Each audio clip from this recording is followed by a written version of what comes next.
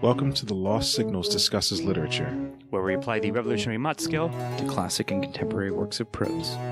So, join us once again, won't you? Hello there. Welcome back to Lost Signals Discusses Literature. I am your Dark Lord, Scott Thurlow, here with my minions, Stephen Amosi. Hello. Chris Morgan. Good evening. And tonight we're discussing a short story titled Another End of the Empire by Tim Pratt, which was in Strange Horizons, issue 22, back in June 2009. And I have got the logline real quick. I've gone with Mordor Incorporated. So, maybe not that funny, but perhaps fitting, and we'll tell you why in a second. Actually, Steve-O, why don't you tell us about the plot? Sure. So, the beginning of this story starts with a prophecy being given to this guy who is the king. He is a classic prophecy. Concerned, because every prophecy before this has had to do with his, forebears getting overthrown or killed or in terrible ways. He spends a lot of time trying to outwit it in a new way, which I think is the interesting thing about this story. Is like he says, "Hey, killing all the children, like some child will overthrow you. The chosen one will arise and come kill me. Come over, depose me." Instead of killing all the children in the empire or whatever, and then missing one as he knows happens, he decides to raise up all the children of the empire and give them education and give them all this better stuff, and to keep an eye on all of them, and use his was it the witches? Yes, his bunch of witches, his magical assistants. Yeah, to try to figure out which one is supposed to eventually overthrow him, and through this process becomes very close to three of these kids who all have very different personalities. One is warlike, one is peaceful, and one is very studious. And he gives them different jobs throughout his empire as they get older, and kind of sends them away so they don't kill them. And through this, they, become a really strong governing. They incorporate Mordor, as I said. Yeah, governing section of the country. And at the end, it turns out that the child who is going to overthrow him is his own. I guess kind of all three of them, where one of his adopted children. Yeah, pretty much. And one of the kids takes over the empire, and he decides to go off into retirement, basically. So I thought it was an interesting story, well told. I think I'm probably going to give this a 3 for plot. I liked it well enough, and it was well developed enough, perhaps more so than some of the recent short stories that we've done. And everyone got their time. He talked about these three kids that he was growing up with. The basically the Oracle. I forget what she's called, a Sybil. Yeah. Or just called. So I don't know if that's. It wasn't her name, right? That was her. It was title. A title, but they never named her as a character. No, they said she was a Sybil, so whatever that is. Yes, that's what we said. So it's basically an Oracle. So you get to learn about her. Oh, and I forgot to mention at the end, he kind of runs away with her, and they both peacefully retire. They both retire from their jobs. She has been there for ages, and she says there's nothing else left to do for her. So they go off into the sunset and go find a desert island to live on together or whatever. Yeah, it's not in the part of their dark empire. But it's an interesting read, and it's fairly short, but it's not as short as some of the other ones we've done recently, and it's enjoyable. It's a good read. Yeah, man, I agree. So, I'll give you a quick backstory. This is technically my choice, but I'm looking at a 3, and the reason I found this is because I've been recently going back and reading a bunch of TV tropes, which is something we've been trying to cover, intending to cover on our channel for a while. But it's basically a play on one of the tropes that's pretty clever in and of itself. And yeah, it's all sort of metally, the characters are very genre savvy, if you will. They know these kinds of prophecies don't end well if you try to kill or in some way negatively get rid of the child who's chosen to defeat you. So it plays a lot on that. It turns a lot of the conventions on its head, which I enjoyed. And yeah, it's pretty well thought out throughout, and it comes together pretty. The prophecy is indeed fulfilled, although just albeit again in a subversive way in a sense. So yeah, I think it all held together damn solidly, and it's a nice little more lighthearted kind of read. It sort of relies on knowing the fantasy tropes and the fantasy settings that are very familiar, and I've been like tried and true pretty much. Right. But yeah, like it's solid throughout, and I think a lot of it will maybe go to themes next. But I'm looking at a 3 for plot. So what do you think, Chris? I'm definitely going for a 3. I wasn't really sure going into it, but then I realized it is, like you said, it subverts a lot of expectations. It's very biblical. It's very classic. The Bible, Greek literature. I mean, it is it is definitely, your classic prophecy, parable kind of. I enjoyed it. With a twist. I enjoyed it immensely. I kind of did see the ending coming, but it didn't really diminish it because I mean, there was kind of no other ending for it to have, I don't think. Yeah. Yeah. But like, I guess we'll get to dialogue, but there was there's one line I really enjoyed where it's just like, all right, cool. But yeah, I give it a 3. It's a really good story. All right. Well, let's see across the board and continue on, Chris, with the themes. Themes is really interesting, because it's kind of going to go part and parcel with like antagonist, but I like the whole thing is, prophecy and fate, and what's self-fulfilling, that you can fulfill a prophecy, but you have a certain amount of control of it. So you have the prophecy, you have fate, but there's a certain amount of control. So I don't know really how to verbalize it. I think the idea of subverting the prophecy is interesting.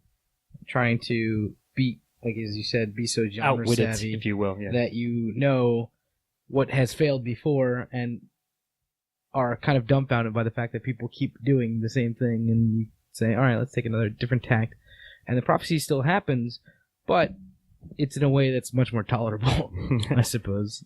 Yeah, and I like the fact that he doesn't, Kaliel doesn't kill him, but says, do you want to retire, Dad? Yeah. And he's just like, I didn't really, I expected to die somehow. So it's just like, he expected the prophecy to be filled on some level, but he kind of at the same time wanted his terms to like die in battle, or even at one point, I think he says, I thought I'd at least be assassinated or something. Whatever. Yeah. He does mention that. So it's kind of, it's a really, the little twist works on many levels. So I don't know how to state it in so many words, but thematically, I've got to give it a 1, even if it's nebulous. Yeah, I mean, I'm agreeing. I think you sort of touched on something. I was going to say that it sort of ties into the antagonist, which we'll get to after this. But yeah, because it's like, again, sort of a playful sort of meta twist on these often utilized and played straight sort of prophecies, that the character of the Dark Lord, what's his name, Morgresh, he's trying to, like, the fate destiny thing. If Jonathan Manzer were here, he would probably bring that up. And yeah, that's there, of course, because you're dealing with a prophecy, which actually might be the antagonist, now that I think about it. But again, we'll get to it. But I was going to say, Steve-O, technically it was fulfilled, word for word, what the prophecy states. Right. Like, the letter of the law, if you will, happened in the story. Perhaps even closer than the character thought it was. Even though the whole theme of it, and he spent most of his, at least first third of the story or so, trying or outwit it, like I said, trying to find a way around it so it doesn't happen, or at least he survived it, and which he does. So yeah, I think it's a nice, just playing with like the conventions. Perhaps that's not contained within the story itself, but it sort of is because they're more genre savvy. I will say it felt like it was trying to be a twist ending, and it was pretty well telegraphed. I thought, like, I thought it was pretty obvious what was going to happen fairly early on in the story. Yeah, see, I don't know, like, okay, it wasn't. I don't want to say that was bad. Although I don't know. I feel like the themes are a little bit thin. They're there, but I think what's explored more than any theme is like the turning over the the story. Yeah, like the messing with the tropes and messing with how this story is supposed to go. And don't get me wrong, I really like that, but I'm not sure if it's a theme per se. And like, you don't really, other than a surface level, you don't really go into what people are trying to do or what they're all about, other than like, you get some bare bones motivation. He's trying to bypass the prophecy. His kids all have their own specific thing, we mentioned that earlier. But there's nothing like all that much deeper about this themes wise. So I think I'm gonna give it a 0, unless anybody wants to try and convince me of a 1. But... I mean, you make a good case because stated that way, like, yeah, maybe, like, even though everything you just said is nice that it's there, it's not quite possibly a theme. Yeah. Like, you almost kind of convinced me. I was looking at a 1 to go in with, like a solidish 1. Maybe soft, but still definitely a 1. But I think I may side with that still, even though you do make a good point about that. But I think there's enough there, and perhaps I'm giving it credit, like, on this front more than it should be, that I can cut up into other questions. But I still think for me, and maybe, like I said, I have more to speak about it in the next 2 questions, which maybe, like, will back up my giving it a 1 here. But I think I'm still going to stick with the soft to solidish 1 for themes, because I think there's enough there for me in the story, even though I see where you can say, like, it's a little light, like, it's more just surface. But I'm going with the 1, and you're going with the 0, Steve-O. Right. Yeah, I think I'm going to stick with the 0. And Chris, 1 as well? Yep. All right. Well, that'll indeed bring me 2 antagonists. Prophecies, dark prophecies. Kind of. Like fighting fate, sort of. Because it's weird because, of course, the first version, in like the first paragraph, basically, is the Dark Lord Morgresh, and he sets up basically as the protagonist. Yeah. Like, he's definitely the character you follow throughout the story. So, it's, of course, like, seen from the other point of view, like, what if Sauron had to deal with this shit, like, Yeah. more or less. I love how you see, like, Voldemort, whoever the fuck you want to name there. all this stuff as a bureaucracy. Yeah. Like, you know, he's got he traveled down his spiraling path, grown to an enormous size by the excessive mining research and development division, and brooded as he like went. I said, it's a fucking, like, company, essentially. Like, running a dark empire, evil empire, requires lots of bureaucracies and lots of coordination between all your manpower and so forth. And your slaves and I your, love that your man shit. serpents, your serpent men, or whatever he says. All that shit. But no, I think, like, it's weird because this is going to be nebulous, like I said, or at least the idea of fighting fate, perhaps, is, like, most, like, concrete thing I could point to. Because he feels like he gets the prophecy and does his best to, like I said, work around it, like, loophole it, essentially, by trying something new, like, creating, like, a better bureaucracy, which, like, inadvertently creates, like, a more, like, prosperous and peaceful empire. Yeah. So, like, this might be one where I may default to a 0, because, yeah, like, to me, like, it's almost like the opposite side situation what we just had. Unless you want to make a case for a 1. I'm not saying it's bad, but I just think it's sort of, like, defaultly enfolded into other questions. And there's no real antagonist except for that, like, up front. Like, that's the catalyst, Chris, you might say. Yeah. But, so, go on with your thoughts. Oh, no, I'm going with the 1 for all the reasons. Because it is one of those things where it's one of my favorite kind of antagonists. And the fact is, it is an antagonist, it is a catalyst, because this prophecy dictates everything he does. It is antagonizing him his whole life. I mean, every decision he makes is because he's trying to avoid this prophecy. And I thought of something when one of you said that he's trying to circumvent it, he's trying to go around it, but actually he more goes through it. And he kind of shapes it. And I like that. I thought it was a really interesting twist on that whole man versus fate kind of thing. I thoroughly, the more the story went on, the more I actually enjoyed it. Because originally going into it, I'm like, well, where's this going? I mean, is this going to be? You said it was a trope, so I'm like, all right, how predictable is this ending going to be? But I saw it coming, but it came. What I saw coming was actually, it made me chuckle. I really enjoyed it. But it was, to me, the prophecy was both, an antagonist and a catalyst. And it motivated, it pushed the whole story. It was the reason for it. So I actually, by default, have to give it a 1, even if it is kind of, just there.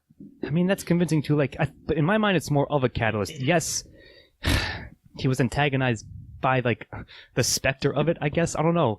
It's weird because as it went on, it's not that he forgot about it, but he found himself being wrapped up more in his circumvention of it, if you will, than defeating it itself. It's odd to me, but I still think I'm falling again just on the side of a 0 in the opposite way we just did. But I do get your points, and I could see why you would give it a 1.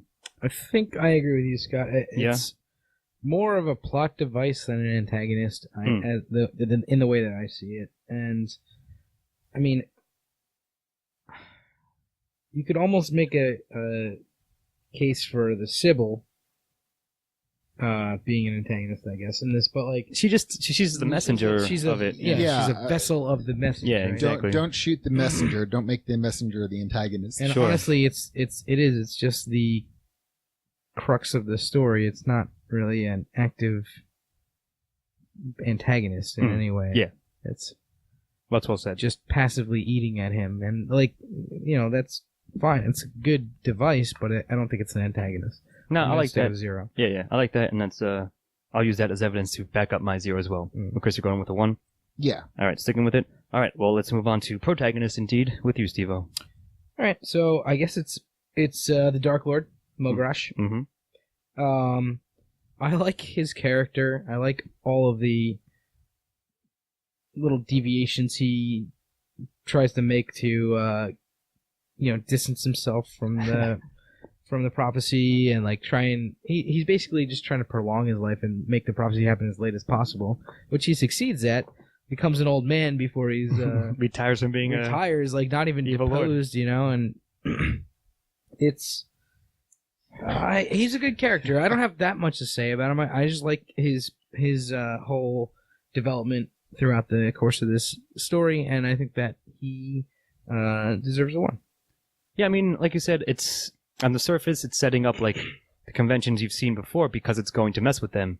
So like at first he seems a bit of a flat character, but soon enough, I think there's enough of nuance. Like you get enough like little hints and clues and sort of mannerisms, like little like background details that are dropped about like fleshing him out, like how it informs his current rule versus like the previous rule of his long lines of previous Dark Lords and so forth, and like sort of his little ticks and yeah, like you said, like his quote unquote modernization of his empire in order to sidestep this prophecy hanging over him. So I liked him. Like he was sort of an entertaining character, although like not like comedic per se. But there were flashes of like funny little chuckle moments here and there. To save himself from like one of his adopted children, he gave him all tasks. Yep. Yeah. Which I Here's thought some was si- here's Here's some quests. homework essentially. Yeah. because he's like, which one do I have to? It started off like, all right, I'm doing this to find out which one I have to kill, and then. Yeah, and then they become an actual like family. They're his adopted sons, Yeah. and he has like I think here's a good evidence for giving him 1 because he's different with each of them because they each sort of represent a facet of him in a sense, and of something that like combined like he is able to accomplish in a sense. So yeah, I quite liked it. The Dark Lord Morgrash was a well done character, and he's definitely the protagonist, and I think he was a well fleshed out one, an enjoyable one to follow throughout this little romp of a story. Yeah, first person narratives. Well, I don't know if this isn't It's not first person. It's not first person, but it almost comes off that way because everything is seen through his eyes. But something like this would be really easy to make the character bland. Sure, you're right. And there was enough flashes of color that I mean, I agree at least. it was amusing without laughing at him. Which is also a neat task because it'd be really. Yeah, that's well said. That's what I basically was trying to say. It would have been so easy to make him into a caricature because this is such a classic tale with like a little spin on it. I have to give him 1 because, or at least the writer did a really good job at Jeff Ryman, by the way. Did we mention that? No, earlier? Tim Pratt. What? Oh. Who was I looking at? I definitely mentioned it. I don't know who the fuck Jeff Ryman is, Oh, he's a different guy. but yeah. Apologize. It's definitely Tim Pratt as the Jeff author. Ryman, different person, wrote a Doesn't different matter. story, who I have on the side of my printout here. Thanks. Well, Read some Jeff Ryman, why not? maybe we'll do that next time. But for now, talking about Tim Pratt's story. But I agree. 1 for protagonist, for sure. All right. Well, then on ones all around.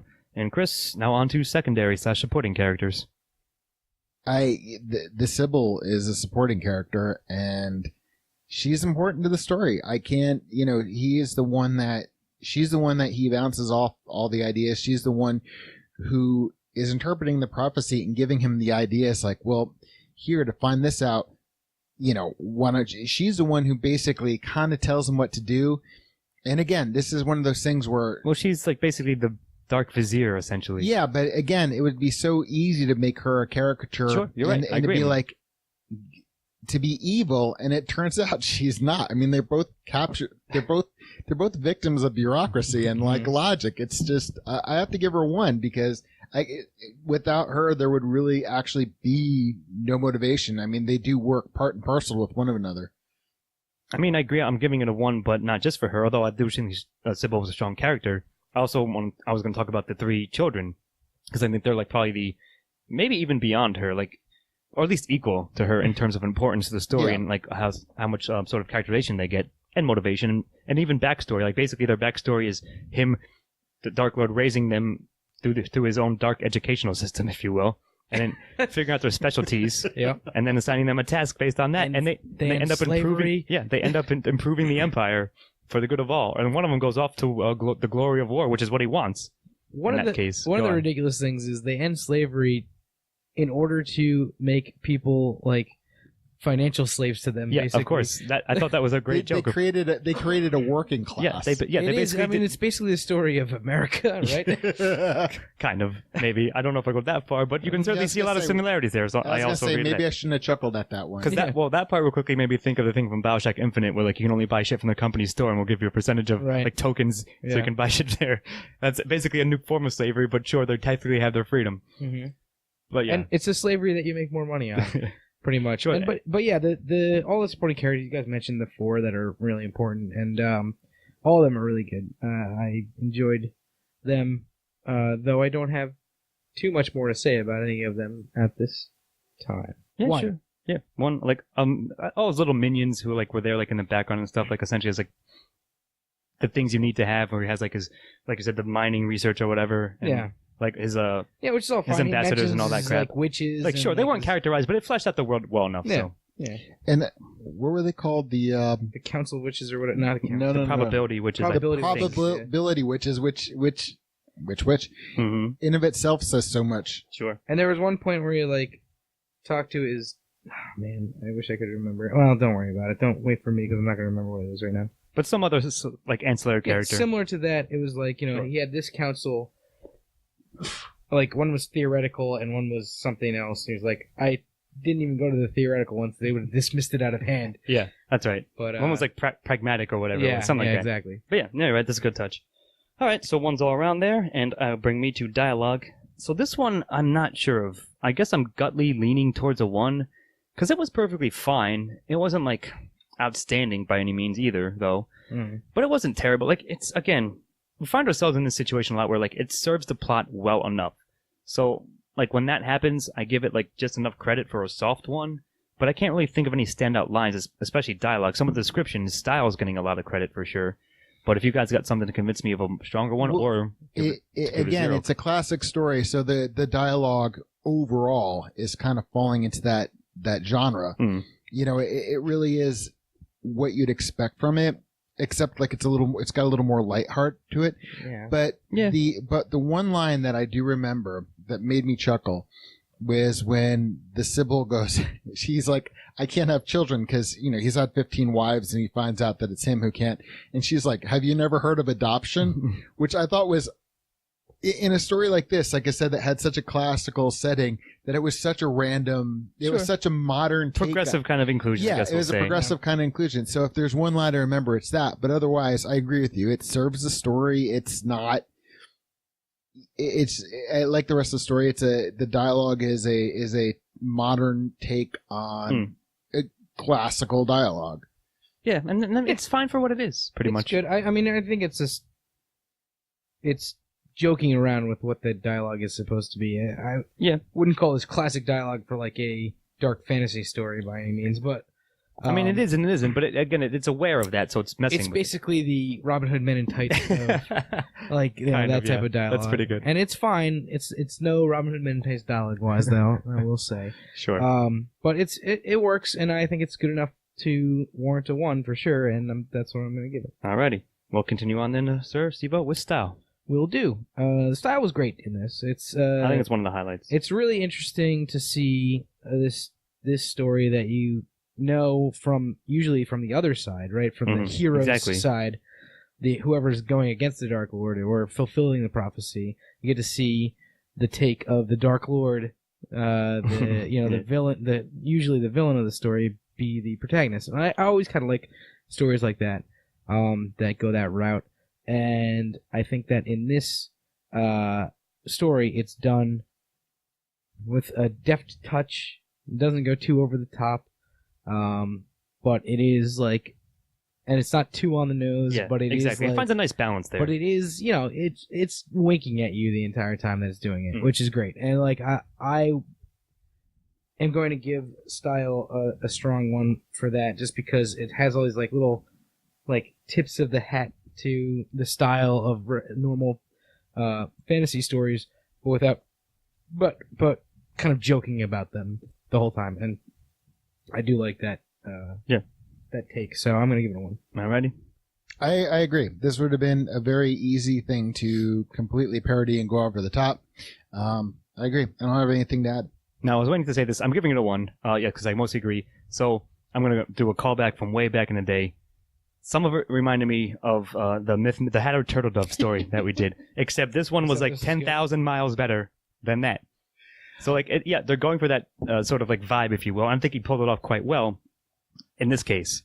So that just reminded me of that when I was reading the story. Oh my god! So if anybody, I wasn't go back on that podcast, but I edited that podcast, and that was hilarious. It's an infamous episode that we have done way back in the day. So if you want to go check it out, do so. But don't read that story. It's an everybody attacks Steve-O. Sort of. But I'm just saying, the style of this reminded me, like in the vein of Sight that. unseen, I picked that story. Yeah, but me too for this one. But a lot better. So I lucked out in this case. The probability of witches were in my favor. That's really funny. When I started reading it, I'm like, this is going to be really good, or it's going to be like Myth Manners. So I think it is quite well done. The description, so forth, like I said, it fills in, it paints you a picture of a very familiar fantasy world, but then uses that to sort of like change a bit of it and do different angles on it, and again do a sort of subversion on the classic arc, if you will, the myth arc of that sort of tale that you've seen and variations of it. So definitely giving the style a strong 1. I think we all are, and that will bring us to recommendation. Chris, do you recommend another End of the Empire? Yeah, I do. I enjoyed it immensely. The funny thing was I wasn't sure if I was going to give dialogue a 1, but again, it was one of those things where you couldn't. It may not be the strongest part, but it serves the story well. I thoroughly enjoyed it. I really just I had a smile on my face through most of it, and it's a nice little read. As soon as I got done, I went to Beth, and I'm like, I think you'll enjoy this story. So, Beth is a homeless woman he met on the street after he read it. It's his Sybil. Just kidding. Beth is Chris's wife, who he mentions every episode. Hey, Beth. As if you're supposed to know. Hi, Beth. What's up, Beth? Well, I mean, I've mentioned her almost every episode. But I live that with only her. helps if people have listened to every fucking episode. Well, the thing is, I live with her, and we have a lot of the same interests. So if something sucks, then I'm going to be like, you wouldn't like it. All right. Fair enough. Well, you are recommending it, though. I am recommending it strongly. Yeah, I am too. Maybe not strongly, but yeah. Granted, like I said, that I found this, sort of stumbled upon it. Basically, it's in one of the tropes, and I won't tell you which one, but someone was like, this story is a good example of this one. Check it out. And there was a link to it. I'm like, all right, I'll throw that in the back pocket and I'll dig it out for an episode. And that was fairly recently as well. So yeah, I would say if I hadn't found it, I would never have noticed it existed and it would have been fine. But now that I have, I'm like, yeah, you know what? I kind of like this stuff. Maybe I would have liked it a little bit more like a couple years ago. But I still like when things play with the conventions of genre and like have their characters be genre savvy or genre savvy themselves when using tropes and so forth and devices, like you said. So yeah, I'd definitely recommend another End of the Empire. Check it out. We'll throw up a link to it as well because it was damn solid. So that will bring us to the final scores. Well, wait, I would also like to recommend this. I'm sorry, Steve. I don't have too much more to say about it, but check it out. It's a good use of 20 minutes or so to read a story. And, yeah, it's a short read. And it's a nice read. Yeah. So agreed. Now that will in fact bring us to the scores with your official recommendation. Got it. And yep, I think so. So Chris gave it a 10, of course, perfect score.